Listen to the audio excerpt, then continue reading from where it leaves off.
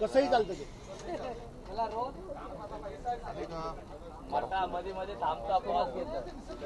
बरं चला बोला.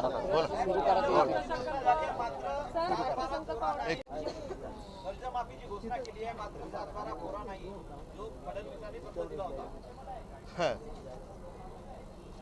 हा अत्यंत महत्त्वाचा मुद्दा तुम्ही तुमच्या प्रश्नातच विचारलेला आहात.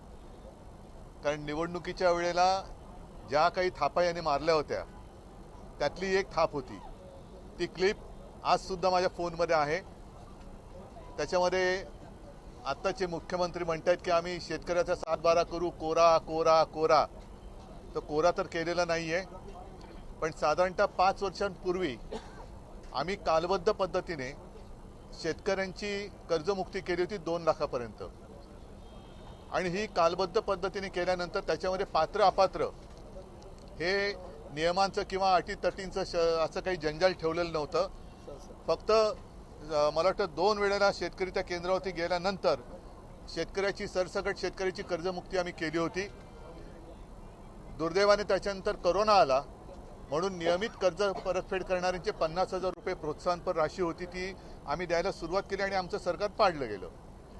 एकूण जर का अर्थसंकल्प पाहिला तर 7-12 तर कोरा झालेला नाहीच आहे. लाडक्या बहिणींचं जे काय भरीव 2100 रुपये देणार होते त्याचा कुठे उल्लेख नाही आहे. कॉन्ट्रॅक्टरसाठी मात्र ठोस योजना आहेत.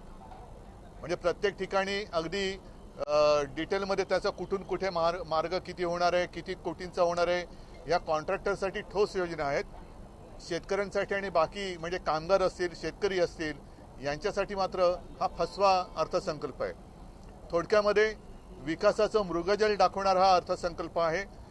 प्रत्येकाला आता काही दिवसानंतर कळेल की या अर्थसंकल्पाने त्याच्या आयुष्यात काय फरक पडणार आहे. मला असं वाटतं एकतर राज्याची आर्थिक परिस्थिती ही कशी आहे हे सगळेजण जाणत आहेत. कर्ज काढून फटाके वाजवणारा हा अर्थसंकल्प आहे. त्यातून मला नाही वाटत राज्याचं काही हित चाललं जाईल. आणि शेतकऱ्याचं जर भलं खरंच करायचं असेल तर पात्र अपात्र ही जी काही त्यांनी शाब्दिक खेळ केलेला आहे तो तसा न करता ज्याप्रमाणे आम्ही कालबद्ध पद्धतीने शेतकऱ्याला 2 लाखापर्यंत कर्जमुक्त केलं होतं तसं त्यांनी किती तारखेपासून 30 सप्टेंबर म्हटले, पण पहिली म्हणजे आमचं सरकार येण्याच्या आधी जी योजना यांनी जाहीर केली होती छत्रपती शिवाजी महाराजांच्या नावाने ती अजून सुरू आहे. अर्थसंकल्पामध्ये वारंवार 2047चा उल्लेख झाला तर आत्ताची कर्जमुक्ती 2047 पर्यंत तरी पूर्ण करणार का हे मुख्यमंत्र्यांनी स्पष्ट शब्दात सांगावं की या तारखेपर्यंत ही कर्जमुक्ती आम्ही पूर्ण करू. कर्जमाफी सोडून दुसरं वेगळं काही जाणवलं तुम्हाला या बजेटमध्ये? जरा थापांची वाढले, थापाचे उन्नत महामार्ग झालेले आहेत थापांचे. मी म्हणजे म्हटलं ना की विकासाचं मृगजळ 2047 कोणी बघितलेलं आहे. आत्ता शेतकऱ्याच्या हातात काय पडणार आहे, आत्ता जो मध्यम वर्गीय आहे त्याच्या हातात काय मिळणार आहे, जो नोकरी करणार आहे, नवीन जी तरुणी आता शिक्षण घेऊन नोकरीच्या शोधात जाणार आहेत त्यांना काय मिळणार आहे. नुसतं त्याच्यासाठी योजना जाहीर केलेल्या आहेत पण त्या योजनाचा पाठपुरावा कधी करणार आणि त्या योजना पूर्ण कशा होणार, त्याच्यासाठी निधी या ज्या काही योजना जाहीर केल्या आहेत निधी कुठून आणणार. म्हणून मी म्हटलं ना की कर्ज काढून फटाके वाजवल्यासारखा अर्थसंकल्प आहे. लाडकी बहीण योजना सुरू राहणार म्हटलं मात्र जे 2100चं आश्वासन दिलं होतं हे कुठेही या नाही ठोस त्याच्यामध्ये काहीच नाहीये. मी म्हणूनच म्हटलं ना की कॉन्ट्रॅक्टरसाठी ठोस योजना आहेत. किती हा महामार्ग किती हजार कोटींचा असेल, तो महामार्ग किती हजार कोटीचा असेल, त्याच्यानंतर हे सगळे रिंग रोड, हे रोड, ते रोड. त्याच्यामध्ये तरी एक बरं झालं की एका ठिकाणी ते मानसोपचार केंद्र काढतात त्याची खरंच गरज आहे. त्या ठिकाणी सगळ्यांसाठी नाही, तिकडे बाकी सगळे हुशार आहेत पण केंद्र त्यांनी योग्य ठिकाणी सुरू करतात त्याच्याबद्दल अभिनंदन.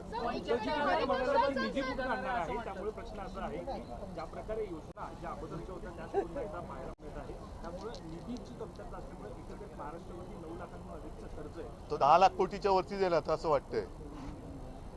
आणि 7.5 लाख होतं आता ते 9 लाख आहे. 1.5 लाख एकाच वर्षात कसे वाढले? अरे हो पण मी थोडीच आहे मुख्यमंत्री, ज्यांनी वाढवले त्याला विचारा.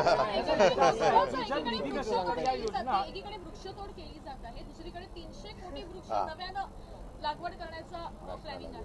हा पण अत्यंत महत्वाचा विषय आहे की एक तर वृक्ष का तोडताय, त्याच्यानंतर 300 कोटी म्हणजे तिनावर किती पूज्य. हे आणि ह्या 300 कोटी वृक्षांना तरी जमीन कुठे आहे ते पहिलं दाखवा. ती जमीन पहिली दाखवा. जसं एखाद्या प्रकल्पासाठी जमीन तुम्ही ॲक्वायर करता, शेतकऱ्याला असेल किंवा इतर सगळ्यांना तिकडनं उद्ध्वस्त करता, एखादं बंदर असेल किंवा काही असताना शेतकऱ्यांना तिकडून हुसकावून लावता, तसं तुम्ही वृक्ष लागवडीसाठी कुठे तुम्ही जमीन आहे ती दाखवा, पहिली नकाशावर दाखवा. आणि तिथे रिझर्वेशन काही आणणार आहात का? एखादा उद्योग आणताना रिझर्वेशन आणलं जातं, तसं वृक्ष लागवडीसाठी 300 कोटी बोललात ना तुम्ही, 300 कोटी वृक्ष लागवडीसाठी त्या जमिनीसाठी रिझर्वेशन आणणार आहात का?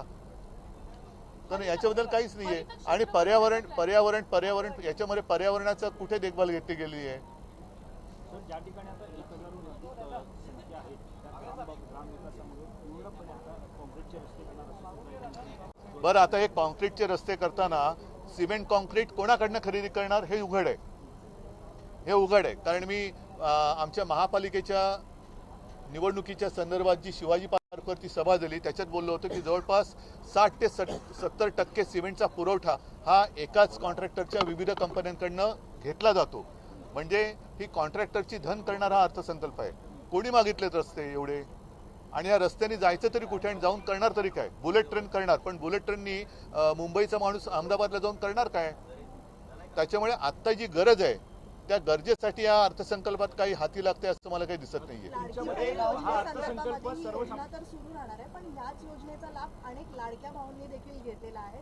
त्यामुळे ह्या सरकारची अनेक मोठ्या नाही बघा, आता हा थोडा विषय वेगळा आहे. आता आपण अर्थसंकल्पावरती बोलताना मला असं वाटतं कर्ज असताना आता ही जी नवीन निधी घेतली जाणार आहे आणि वेगवेगळ्या नाही, हा निधी आणणार कुठून? म्हणून मी परत सांगतोय की कर्ज काढून दिवाळी साजरी करण्यासारखा हा अर्थसंकल्प आहे. शेवटी हे कर्ज हे 2047 साल दाखवूया तोपर्यंत यांचं सरकार टिकणार नाहीये, भाजपा टिकणार नाहीये. मग 2047 पर्यंत जे काही कर्जाचा डोंगर राज्यावरती लादणार आहेत ते कर्ज फेडणार कोण? कसं फेडणार?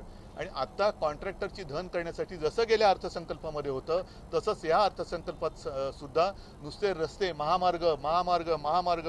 पण आता जे शिकले सवरलेले तरुण आहेत, तरुणी आहेत, त्यांना नोकरीसाठी काय तुम्ही उद्योग आणताय? AI म्हणजे काय? नेमकं कशात त्याच्यात नोकऱ्या मिळणार आहेत? ह्या कुठेही